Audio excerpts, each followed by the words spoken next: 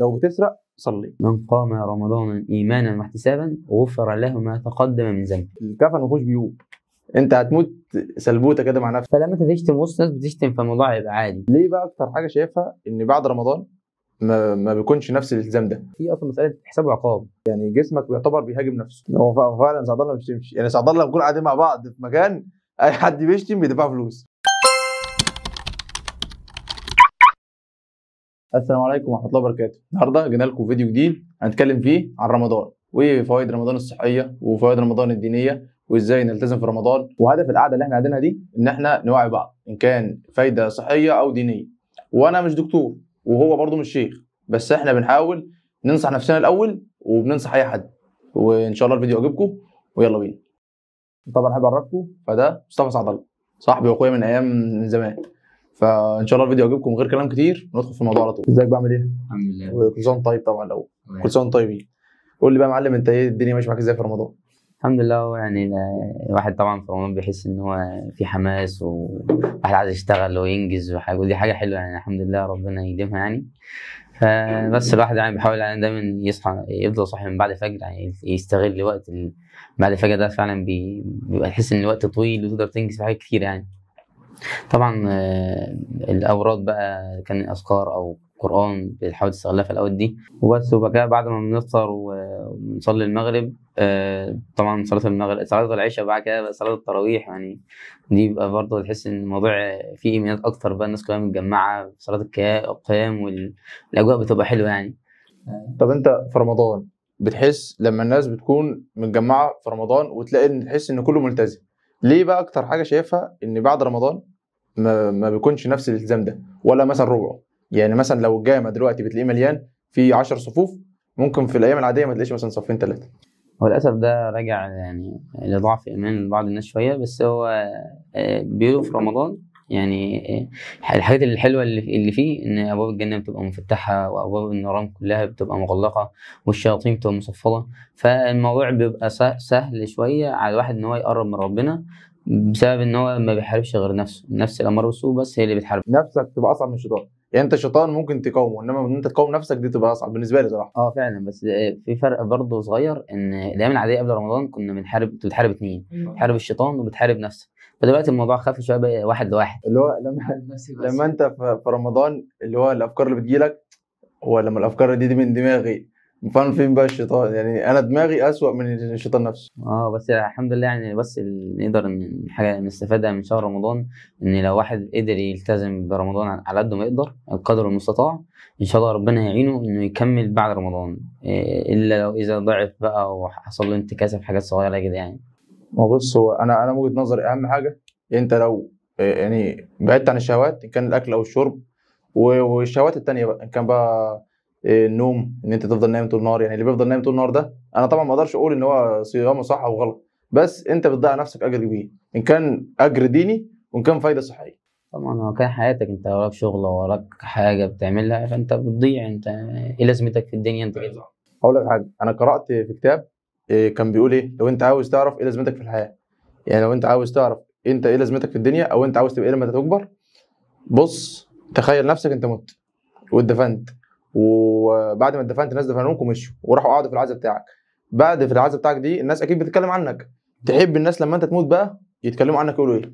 يقولوا بقى الراجل ده كان دايما معانا في الجامع، الراجل ده كان بيعمل خير، كان وحش، كان حلو، كان كويس، كان مثلا بتاع بنات، كان انت شوف الناس تحب تبقى ايه سيرتك لما تموت، وهي دي الحاجه اللي انت ايه تشتغل عليها. دي اهم حاجه الواحد يعني بيشوفها شويه، ان هو الناس بتركز، للاسف يعني الناس بتركز على الدنيا وسايبين الاخره. كان في مثال بيقول لك ايه: اعمل لدنيتك كانك تعيش الدهر كله، واعمل لاخرتك كانك تموت غدا.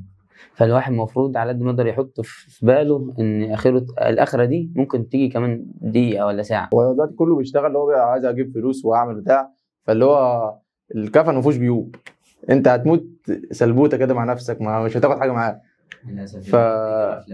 ايوه. والفكره يعني احنا الفكره القعده دي، احنا برضو زي ما قلنا احنا مش ولا هو شيخ ولا انا دكتور ولا احنا مثاليين، احنا اكتر ناس بنغلط في الدنيا، بس احنا بنحاول على قد ما نقدر نغلط. وانت لو بتغلط مهما كنت بتغلط، لو بتسرق صلي، ده وجهه نظري بقى. لو انت بتسرق صلي، لو انت بتشتم صلي، بتسب صلي، بتقابل بنات صلي، الصلاه دي يعني اوعى توقفها، ما تقولش بقى وانا بعمل غلط وغلط غلط الصلاه دي هتقبل مني. انت يعني ان الصلاه تنهاك عن الفحشاء والمنكر، فانت خلي الصلاه دي هي الحاجه الوحيده اللي هتيجي في يوم هي اللي هتشيلك من الحاجات اللي انت غلط بتعملها دي، فمهما حصل اوعى توقف الصلاه. كان في حاجة برضو بيقول لك إيه، إن صلحت صلاتك صلح سائر الأعمال. فأنت لو قدرت على ما تقدر تصلح صلاتك، طبعا درجة بيندرج تحتها حاجات كتير. مثلا الصلاة كل ما كانت ضعيفة، مثلا في ناس بتكسر وتصلي في البيت، فهو كده ما عرفش يصلح صلاته. كل ما بيحاول يصلحها بقدر الإمكان إن هو مثلا يصلي في جماعة، والجماعة تبقى أفضل إنها تبقى في المسجد، وإنه يجي قبل الإقامة. الناس فاكرة أصلا اليومين دول تلاقي مثلا لك إيه هو أقام، طب ما انت المفروض اصلا جاي على الاذان فاللي هو الناس فاكره الاقامه الاذان بتاع الصلاه. بص أو انا اقول لك وجهه نظري. انا بالنسبه لي انا افرض انا احمد مثلا شخص ما بيصليش خالص، ويعني اي حد ما بيصليش غصب عنه بيحس ان الصلاه دي تقيله عليه. انا صراحه بوجهه نظري انا بقول لنفسي يعني هو ما بصليش خالص، يعني المثال انا ما بصليش خالص، فانا احاول على قد ما اقدر لو انا سمعت الاذان ده المره دي وطنشت، احاول على قد ما اقدر اول ما اسمع اقوم ما اقومش، لا انا هقوم دلوقتي. اول ما يجي الفكره دي في دماغي انا اقوم. وما برضو لو هو انا بحس كده صراحه، اللي هو لو حاول على قد ما يقدر ان هو يقوم يصلي، ويقوم يصلي في الجامع ويصلي جماعه ويقوم يصلي الفجر، ما احس ان هو مش هينتظم على طول. لو خد الموضوع تدريجي اللي هو انا هصلي دلوقتي في البيت، احاول على قد ما اقدر كل صلاه اصليها في المكان اللي انا فيه، ان كان في شغلي ان كان في بيتي ان كان في اي مكان، وبعد كده غصب عنه هو من جواه من كتر التزامه وخشوعه هيحب يحسن من نفسه، اللي هو المره الجايه هطلع اصلي في الجامع، هقوم بدري، هقوم في الصف الاول. اقول لك على قصه حصلت معايا وانا في الصلاه، والله العظيم كنت هنا في الاستوديو بصور، حد كان معايا قال لي تعال نروح نصلي، فقلت له اصلا انا مشغول وبتاع هصور شويه فيديوهات. المهم اليوم ده كنت محضر اكتر من 10 فيديوهات وجاي ناوي اصورهم. والله يا مصطفى اقسم بالله جيت رحت صورت ال 10 فيديوهات، جربت المايك وصورت الفيديوهات، صورت تيست كده راح شغال، رحت مصور بقى 10 فيديوهات او 12 فيديو، واصور واقفل والسكريبتات كله مكتوب، اصور كلها كانت كلها ريلز. اول ما خلصت وخدت كارت ميموري حطيته على اللاب واشغل، لقيت كل الفيديوهات من غير صوت. اقسم بالله مصطفى لقيت كل الفيديوهات من غير صوت. عارف اللي هو قلت بقى يا معلم ايه، والله العظيم بعدها حسيت ان هو اللي حصل معايا ده بسبب ان انا ما رحتش اصلي. وفعلا والله بيقول لك ايه، لا بارك الله في عمل هناك على الصلاه يقطع الصلاه او يمنعك عن الصلاه.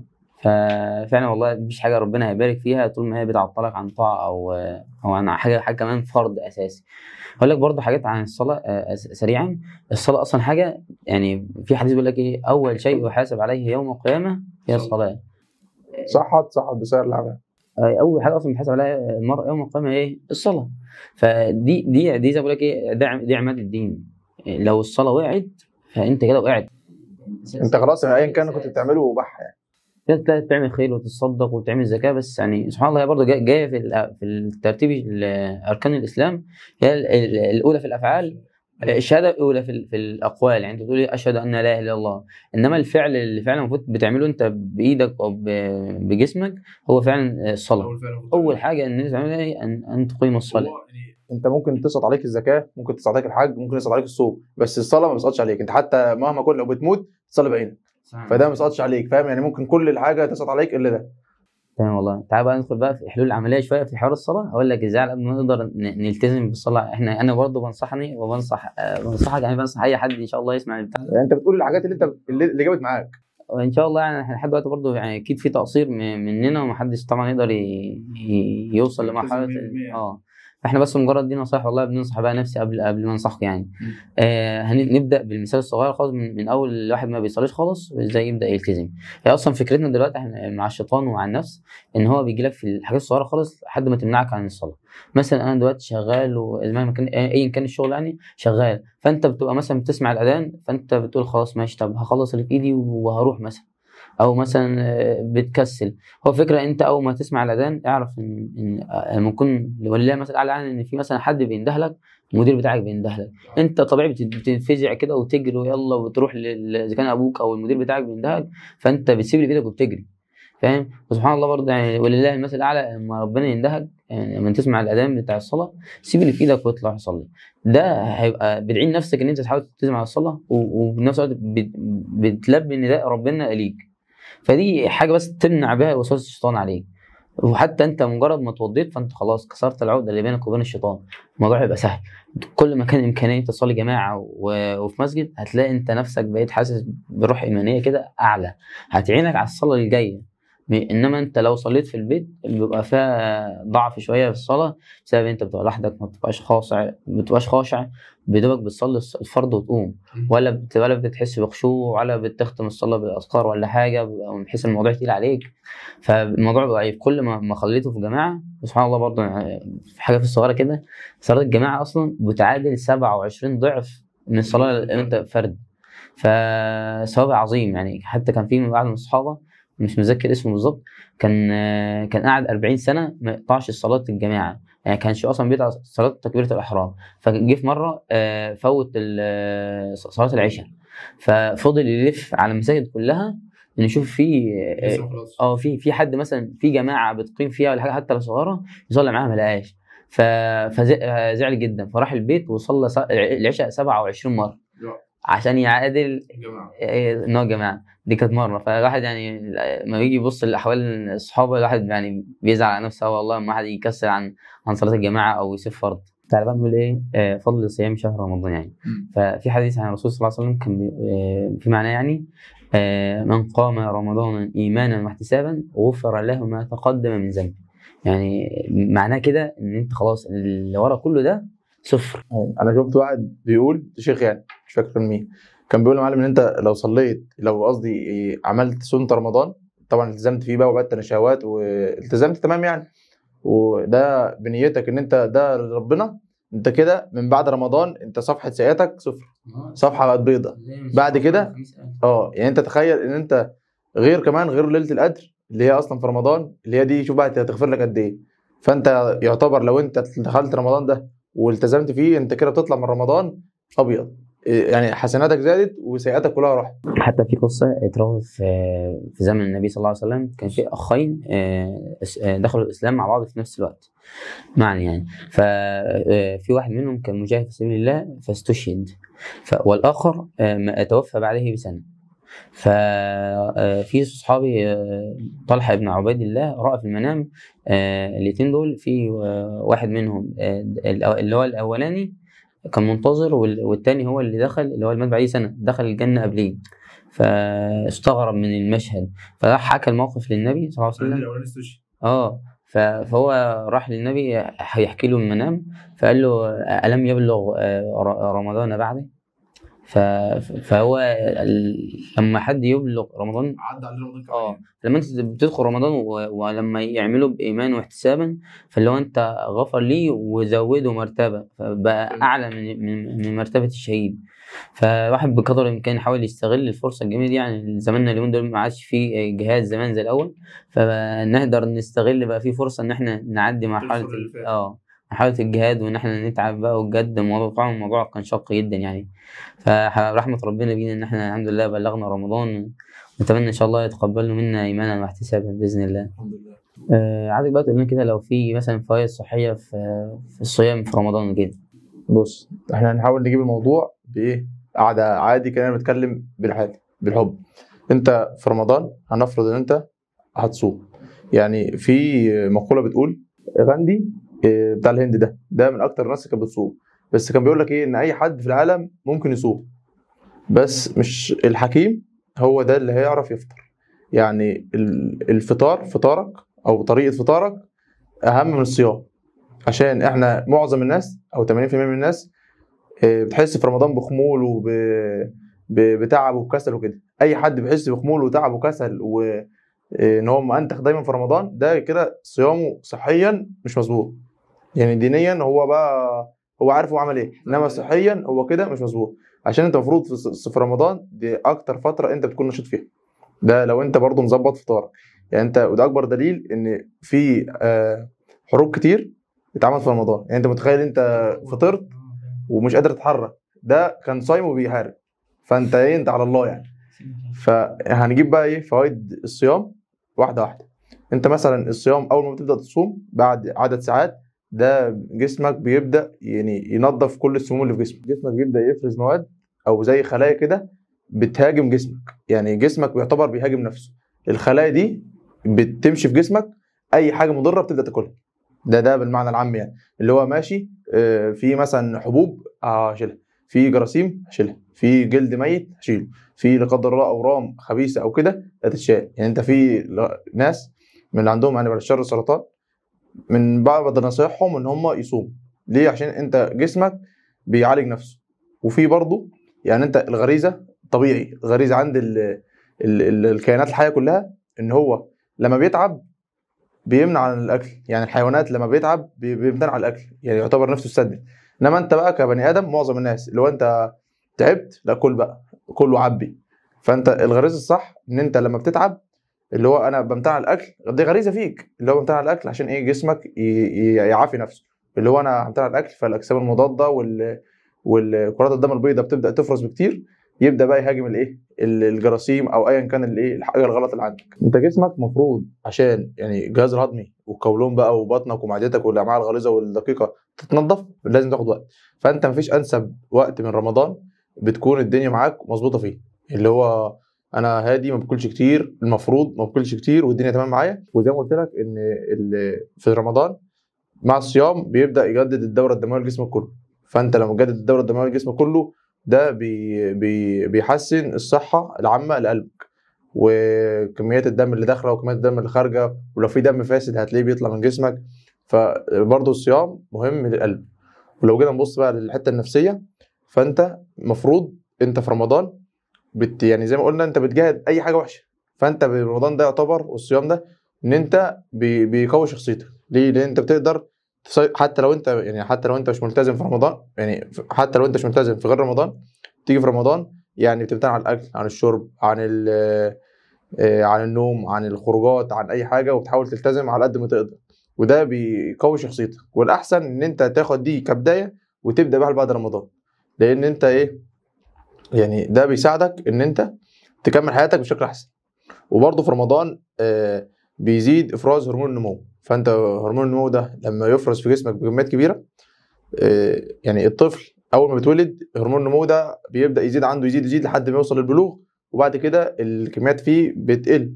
فانت برضه وانت صايم هرمون النمو ده بيبدا يفرز بكميه كبيره. فلو انت بتروح الجيم، فانت بتلاقي في رمضان نسبه حرقك للدهون بتزيد، ونسبه تكون العضلات بتزيد برضه. فانت جسمك مثلا، انت مفروض زي ما قلنا ان الاهم من الصيام الفطر، ازاي تفطر. ما هو انا مثلا لما ابدا اكون صايم مثلا 15 ساعه 16 ساعه، واروح جاي اعبي معلم عصير، اعبي ميه، اعبي بلح، اعبي بقى لحمه وفراخ ورز وبتاع، فجسمك بقى ده ايه ده بقى؟ فاهم؟ مش فاهم، اللي هو اتهبل. فبقى ما انت شربت مثلا عصير كوبايتين 3 عصير، فاللي هو سكر بكميات كبيره، تلاقي البنكرياس افرز انسولين بكميات كبيره، وده غلط. معدتك برضو تبدا تعبي، والفكره ان انت بقالك فتره معدتك وكليتك مش شغالين، يعتبر يعني اللي هو لو في حاجه هم شغالين فيها حاجه خفيفه خالص او من ايام السحور. فانت بقى لما تحط لهم بكميات كبيره ده غلط. فالصح اللي هو برضو لو جينا نبص لها ان هو زي ما الرسول صلى الله عليه وسلم قال ايه، انت يعني يعتبر بالعاميه كده انت بتسخن بطنك، بتديله بلحتين ومثلا لو بقى ميه او لبن، وبعدين بتقوم تصلي، اللي هو جسمك بتمهد له ان في حاجه جايه.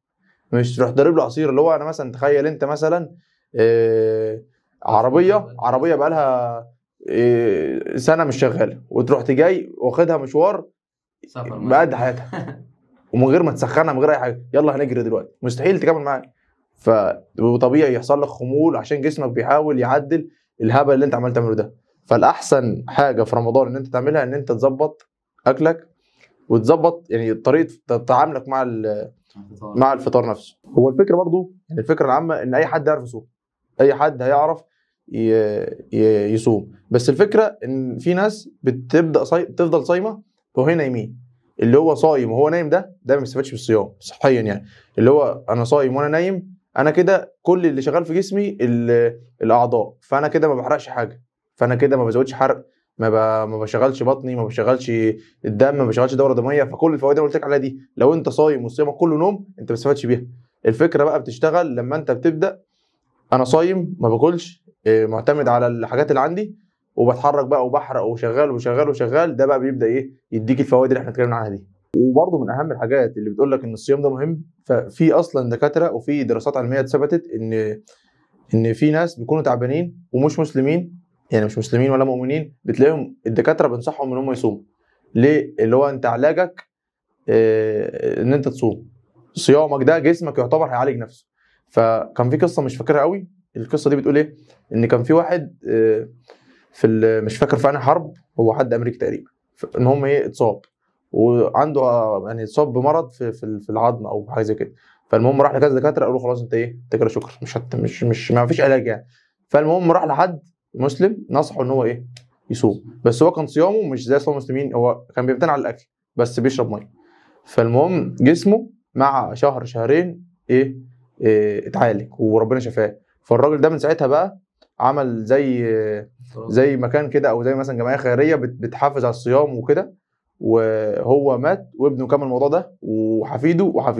هو يعتبر مش مسلم، والموضوع ده مش فارق معاه دينيا، مش ملزم حاجه، بس هو حاجه هو عملها، حد نصحه بيها. انت عارف لما تكون انت مش فاقد الامل في كل حاجه، وحد يقول لك خد اشرب دي هتشفيك، بتجرب اللي هو على امل ان ده يشفيه، اللي هو الغريب يتعلق بالشاي. هو مسك وجرب، قال هجرب مش خسران حاجه، كده كده ما اتحركش، جرب وراح الموضوع جاب معاه. فده بقى ده بيلخص كل حاجه، ان الرسول صلى الله عليه وسلم قال ايه؟ صوموا تصحوا، اللي هو صحتك في الصوم. سبحان الله، فعلا الواحد الحمد بيحمد ربنا على نعمة الإسلام والله. دلوقتي قلت لنا يعني طب ازاي نفطر والكلام ده، بس عايزين بقى نروح لجزء السحور، يعني ازاي نتسحر. بس فكره برضو زي ما قلت لك ان اي حد يعرف يصوم، بس الفكره الصح ان انت تتسحر ازاي او تفطر ازاي. اللي هو معظم الناس او اللي بيبقى لسه جديد في الصيام، يعني لسه صغير او مثلا ايه مش ما حدش قال له المعلومه، اللي هو انا بروح جاي في رمضان بقى حاطط بقى معلم على السحور، اعبي بقى اكل كتير، اشرب ميه كتير، اشرب عصاير كتير، زبادي كتير. ده كله انت مثلا انت هنفرض مثلا الفجر بيأذن الساعه 4، انت مثلا جيت على الساعه 3 رحت دببها بقى 3 4 ترغيفه وطبقين فول وبطاطس وبيض، عبيتها ازازه ميه 2 لتر. فانت كليتك وبعدتك برضو تعبانين معاك، ده متخلف انت متخلف، اللي هو فاهم انت هتحشيه وبعدين تقعد 17 18 ساعه بتخزن، انت مش جاي فعلا، انت ما عندكش سنان بتخزن فيه. اللي هو انت معلم اتسحرت مثلا الساعه 3 الساعه 2 وعبيتها بقى اكل وعبيتها ميه، على 3 اتسحرت مثلا 2 على 3 4 5، اللي هو انت هتنام، المفروض تصلي الفجر وتنام. تمام، انت كده خلاص يا معلم هتروح داخل الحمام، تفضي النقله اللي انت عبيتها دي كلها، ان كان اللي انت اكلته او ان كان اللي انت شربته. تصحى الصبح انت بقى جعان وعطشان، ليه؟ انت عبيت اكل ونزل، في برضو اكل لسه بيتهضم، فمعدتك بتحتاج ميه عشان تساعد في الهضم، فتبدا تاخد برضو من شويه الميه اللي فاضلين لك اللي ما نزلوش، تاخدهم عشان تساعد. فانت كده ضربت عصفورين بحجر غلط، يعني انت ضربت العصفورين في دماغك. ضربت الحجرين في دماغك، اللي هو انا كده لا استفدت بالشرب ولا استفدت بالميه، وهتصحى جعان وعطشان، وده برضو اللي حسيتك ايه بخمول اول ما تصحى. فالفكره بقى يا معلم ان انت طبعا الرسول صلى الله عليه وسلم عليه السحور ده سنه، فلازم تتسحر، بس تتسحر ايه؟ هتسحر حاجه خفيفه اللي هي هتقويك لقدام، وتشرب ميه برضو على قدك اللي هو الطبيعي، اللي هو قبل الفجر هتشرب كوبايه او اللي هو الطبيعي بتاعك اللي انت بتعمله كل يوم. انما بقى اضرب اكل واضرب سكر وبعدين تمنع، فاجهزتك كلها ترتاح، بعد كده تروح جاي على الفطار معبي، فده غلط ودعك صراحه. دلوقتي احنا اتكلمنا عن فضل الصلاه وقلنا برضه عن فوائد الصيام والكلام ده. طبعا الحاجه المهمه برضه اللي احنا كنا بنتكلم عليها اللي هو قراءه القران في شهر رمضان. اصلا القران ده نزل على سيدنا النبي صلى الله عليه وسلم في شهر رمضان، وكان سيدنا جبريل كان بينزل على سيدنا النبي صلى الله عليه وسلم في رمضان كل شهر، كان بينزل عليه كل ليله يتدرسون في القران، يعني كان بيدرس سيدنا النبي في القران. فانت بتشوف غلاوه القران قد ايه بينزل في الشهر ده، فاحنا في فضل علينا احنا ناسينه في الحوار قراءه القران. فهو المفروض ان هو القران نزل في شهر رمضان، فده اكتر شهر المفروض ان هو يبقى فيه تلاوه وتدبر ليه. هو اصلا المفروض ان القران ده ما نسيبوش او نهجره طول السنه، على الاقل يبقى ليك ورد ولا حاجه، ولا حتى لو ايه في اليوم، يبقى انت كده من القول يجي عليهم ايه لم يهجروا القران، يعني حتى لو بايه في اليوم بس. نيجي بقى لحاجه عمليه. بص هقول لك برضه على تقريبا مقوله او حديث، مش متذكر ايه بالظبط.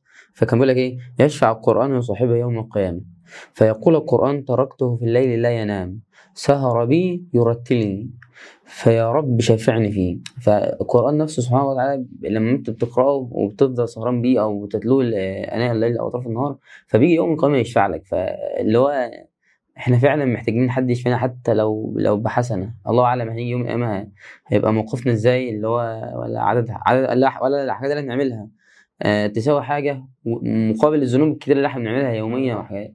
فاحنا احنا فعلا على شفا حفره من على حسنه واحده. الفكره ان انت الفتره دي انت المغريات عندك مش زي زمان. يعني انت زمان ما كانش فيه، انما دلوقتي انت عادي هتمشي في الشارع هتلاقي حاجات تشيل لها ذنوب، في التليفون نفس الكلام، التلفزيون نفس الكلام. ربنا يعافينا بجد. حتى في ملهيات كتيره جدا، تليفونات وتلفزيون ومسلسلات. وبص عايز اقول لك برضه، انا بنصحك برضه في حاجه. احنا دلوقتي في شهر رمضان بنحاول على قد ما نقدر نلتزم في الورد بتاعنا، على الاقل يعني نبقى ختمنا ختمه في رمضان. في طبعا خطه كتيره في كذا واحده على حسب مستواي. على الاقل حاجه لو انت يعني قريت 4 صفح بعد كل صلاه، فانت كده كده هتبقى ختمت ختمه. وطبعا لو انت كل ما تكون فاضي يستحسن انت تقرا. والاحسن طبعا ان انت تقرا تدبر. ده معناه ايه بقى؟ تدبر ان انا على الاقل ان لما اقرا الورد بتاعه لقيت كلمه مش فاهمها، ان انا اشوف في المعجم او في غريب الكلمات معناها. وطبعا والاحسن والارقى ان انا اشوف التفسير، بحيث ما التفسير ميسر. فده حاجة بس هتعرفك ان ايه المقصد من الآية وازاي اطلع بيها مستفيد. ان انت تقرا حاجة ومش فاهم معناها او دي بتدلك على ايه، فده مش لازمة. وانا برضو شفت حد من الشيوخ، حد بيساله، يعني في شيخ حد بيساله في الكومنتات او كده، بيقول له: يا شيخ انا يعني اقرا القران اختمه مره بتدبر ولا اختمه كذا مره قرايه احسن؟ فهو قال له: يا عم انت خلي ليك ايه مره تسابق فيها مع الناس، يعني تسابق مع الناس في قراءه القران، ان انت تختم اكبر مده ممكن تقراها، وخلي ليك سوره او جزء او ختمه دي تقراها بتدبر. فده يبقى انت خدت الفايده، فايده القرايه الكتيره وفايده التدبر برضه، يبقى انت مسكت من العصايه من النص، ايه استفدت من الاثنين. برضو في حاجة مهمة، ان حتى في شهر رمضان بيقول لك ايه، في منادي بينادي يقول لك: يا باغي الخير اقبل ويا باغي الشر اقصر. فاحنا لو ما عرفناش نغير من نفسنا في رمضان هنغير نفسنا امتى؟ ولو في معصية او ذنب عايزين نتركه، لو ما تركناش دلوقتي هنتركه امتى؟ احنا طبعا في الايام العاديه بيبقى صلواتنا وطاعاتنا كلها بتبقى فعلا مكسره. احنا ولا بنبقى خاشعين قدر الامكان ولا احنا اصلا بنبقى قادرين خاشعين بما يرضي الله، ولا حتى العباده بتبقى مكسره وضعيفه. فالواحد يعني اصلا جاي مكحكح. فاحنا لحد ما نقدر نحاول نصلح من الحاجات دي في رمضان، على اساس ان الواحد بعد رمضان ايه يحاول يلتزم بيها وتصلح. تمام. تعالى بقى اقول لك على حاجتين عشان نطلع بيهم برمضان واحنا على قد نقدر نبقى استفدنا بالحوار ده بطريقه عمليه ومفيده. اول حاجه هناخد حاجتين. اول حاجه هنقول مثلا طاعه نحاول نلتزم بيها في رمضان ونكمل بعد رمضان.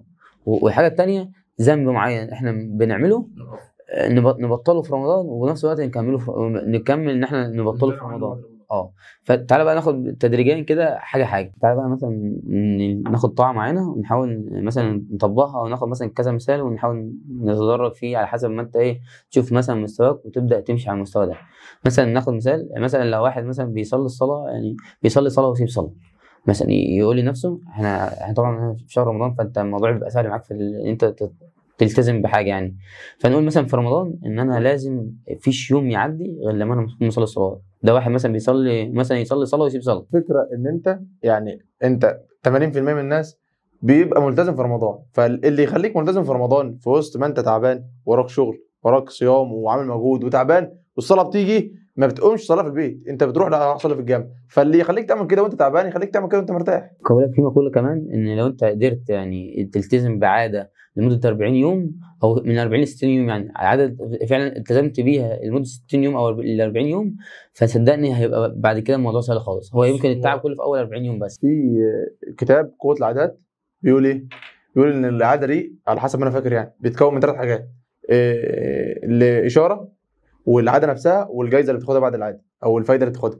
فانت معلم اللي انت متعود ان الاذان اول ما يقدم بتروح تصلي، فهي دي الاشاره بتاعت الايه؟ بتاعت الصلاه، اللي هو انا اول ما متعود ان اسمع الاذان بروح اصلي. يعني مثلا واحد متعود ان هو ايه، اول ما بيخلص باكل بيشرب شاي، دي هي عاده. او متعود مثلا قبل ما ينام يلعب في التليفون، هو متعود كده، لو ما عملش العاده دي هينام او هيحس ان في حاجه ناقصاه. فزي ما قلت لك ان العاده بتتكون من 3 حاجات دول. فانت اول ما تسمع الاذان دي الاشاره، خلاص هتقوم تصلي. انت بقى لازم تجاهد نفسك في الفتره اللي انت على حسب كل شخص. انا ممكن في اسبوع اتعود، خلاص انا كونت العاده دي، واحد في شهر، واحد في سنه. اول ما تسمع الاذان خلاص انا اتعودت. بعد كده انت الاول دلوقتي هتجاهد نفسك، هقوم مره مره لا، مره لا. بعد كده سمعت الاذان هتلاقي نفسك من غير ما تعمل حاجه، هو ده خلاص ده وقت الصلاه. فمثلا نبدا ندرج يعني واحد اعلى شويه، مثلا واحد من دول بيصلي 5 صلوات بس بيصليهم في البيت، لا يحاول يقف مع نفسه وقفه يقول لك لا انا هصلي 5 صلوات في المسجد جماعه. فيحاول على قد ما يقدر يلتزم ده بعد رمضان وربنا يعينه ان شاء الله. الاعلى برضه ان واحد بقى بيلتزم بس 5 صلوات في المسجد ويجيب بقى معاهم ايه عاده جديده ان هو ايه يجيب ايه النوافل اذا كان قبل الصلاه او بعد الصلاه. طبعا لو واحد بعديه اكتر بقى كل حسب مرحلته يجيب مثلا ايه الاذكار اللي بعد الصلاه. فاهم اللي هو فكره عامه ان انت طاعه معينه ما بتعملهاش تحاول تلتزم بيها. هو الفكره انت شوف يعني انت واقف على السلم انهي ويطلع السلم بعدها. ايوه بالظبط كده. فدي كلها في عباده الصلاه بس. في بقى حاجات تانية بقى يعني دي حاجه لو انت مثلا في ده كويس تشوف حاجه تانية مثلا الصدقه، مثلا انت بتطلع صدقه كل شهر مثلا حتى لو باجر بسيط. وطبعا نتدرج في الحوار ده برضه نفس النظام، اي طاعه بقى بحاجه زي كده. وبرضه يعني من الموضوع ده دينيا، انت لو جيت برضه الموضوع ده صحيا او طبيا، انت برضه لازم تشوف ايه اللي انت بتعمله غلط في نظام حياتك وتعدله. ان كان مثلا نظام نومك، يعني مثلا انا بوجهه نظري ان رمضان ده احسن فتره تعمل بيها حاجتين: ان انت تظبط جسمك كصحيا كنسبه دهون ونسبه عضلات وكده، وتستمر في الجيم والتدريب، وان انت تبطل فيه سجاير. يعني انت المفروض الصح ان انت في فتره رمضان دي هتبطل السجاير. فعلا انت احسن فرصه والله لاي حد. فانت بقالك 30 يوم، يعني انت بقالك 30 يوم ما بتشربش سجاير، او على الاقل في تلتين اليوم ما بتشربش فيهم سجاير. يعني لو فطرت تشرب سجاير دي حاجه تانية، فاللي هو تلتين اليوم ما بتشربش فيهم سجاير. فانت جسمك والرئه بتاعتك يعتبر بتفلتر كل السموم وكل الزباله اللي جوه رئتك دي، يعني كان ما كانش اكتر من الزباله دي. فانت ده احسن فتره، اللي هو انت خلاص، انت تخيل انت مثلا فلتر عربيه انت بقاله شهر، انا كل يوم امسكه انضف فيه، انضف فيه. ما اجيش بقى بعد ما نضفته كله بعد 30 يوم امسكه بقى احط بقى عبي زباله. فلا، الافضل بقى ان انت خلاص. واللي يخليك على فكره، اللي يخليك ان انت 30 يوم ما تشربش سجاير، ما تجيش بقى ليله الوقفه هات بقى سجاير وي والرجاله اللي بيعملوا العادات دي. يعني انت مثلا النهارده بالك صايم طبعا طول اليوم اللي هو من 15 ساعه على حسب النهار يعني، وتيجي في اخر اليوم بقى تعوض الكفات ده كله يعني تشرب العلبتين في ال6 ساعات دول. فعلى الاقل قلل الكميه، وبعد رمضان تبقى انت قللت اكتر لحد ما تبدا تبطلها. بس فهو زي ما قلنا كده ان احنا نعمل حاجتين، اللي هي الجزء الديني اللي هي حاجه طاعه التزم بيها، وطاعه وحشه ما اعملهاش. قلنا اول حاجه ان احنا طاعه هنلتزم بيها، الحاجه الثانيه ان احنا ذنب معين بنعمله نحاول نبطله، ده داخل تحتيه السجاير. يعني ان كان طاعه او حاجه يعني ليها علاقه بربنا، او حاجه دي يعني دنيويه، اللي هو عاده انت ممكن تعملها، هي عاده بقى كويسه مثلا هتبدا تستمر في الجيم وتظبط اكلك وتظبط تمرينك وتظبط نومك، او عاده وحشه انت فعلا ما عملتهاش في رمضان. يعني ان انت بطلت سجاير في رمضان، خلاص بقى استمر بعد رمضان ان انت ما تشيل العاده الوحشه اللي عندك دي. يبقى انت كده زودت طاعه وشلت سيئه، وزودت عاده كويسه وشلت عاده وحشه. فده كده يبقى انت عملت ايه، مسكت الدنيا والاخره، اللي هو مسكت صحتك وظبطت صحتك وظبطت برضه ايه اخرتك. حاجه حلوه. احنا قلنا بقى في الاول ان احنا نلتزم بطاعه معينه نزودها معانا، والحاجه الثانيه ان احنا ذنب معين بنعتاده نحاول نبطله. مثال صغير يعني ان لو انا بشتم فانا بحاول على قد ما اقدر ابطل الشتيمه في رمضان، وبعد كده ان شاء الله ربنا يعيني وابطلها بعد كده. فتبقى دي انا مثلا اخدت ذنب هبطله طبعا. وده طبعا بيندرج تحت حاجه كل على حسب المستوى. يعني انا واحد مثلا ما بشتمش مثلا، فاخد حاجه تانية انه مثلا حوار النميمه والغيبه، خلاص انا مثلا بنم وبتاع، فخلاص انا اقف مع نفسي واقفه ان انا ما ينفعش انام. هو فعلا سعد الله ما بيشتمش، يعني سعد الله بنكون قاعدين مع بعض في مكان اي حد بيشتم بيدفع فلوس. فماشي ده مثال. الحاجه الثانيه لو انت مثلا فعلا يعني بعيد عن الهزار، فدي حاجه كويسه.